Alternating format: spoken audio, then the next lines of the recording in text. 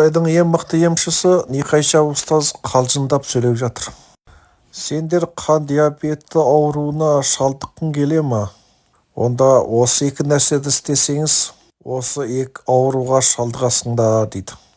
Біріншісі түнде тамақ жеу. Нихайша ұстаз айтып жатыр, егер сен түнде 10-да тамақ жеп алсаңыз, сосын сағат түнде 12-де немесе 1-де ұйықтасаңыз, зияны азырақ, бірақ бәрібір зиян.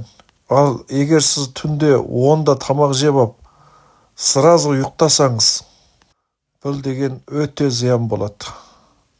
Қан диабеті деген ауруына оңай шалдығасың. Ал екінші себеп, сен осы тәтті тағамдарды көп жейсіз.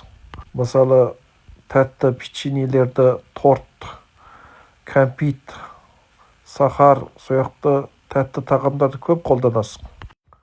Сосын сенің жаттығуларың өте аз. Яғни дене қимылың аз. Онда қан диабеті ауруына оңай шалдығасың. Ал бұл видеода мен не үшін аудардым, мен айтайын дегенім, Қазақстандағы қазақтар тәтті тағамдарды өте көп жейді, өте көп қолданады. Шай ішеді, қант салып ішеді. Ал тәтті тағамдарды көп қолдану денсаулыққа өте зиян. Және қазақтың тойы көбі түнде болады. Тойға 7-де шақырса, қонақтар 9-да келеді. Орысша айтқанда не пунктуальный. Сосын той 11:30-да, 12-де бітеді.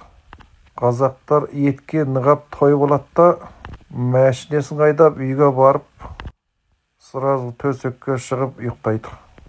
Сосын мен айтқым келеді, осы тойды түнде жасамай, түсте жасаса дұрыс болады деп ойлаймын.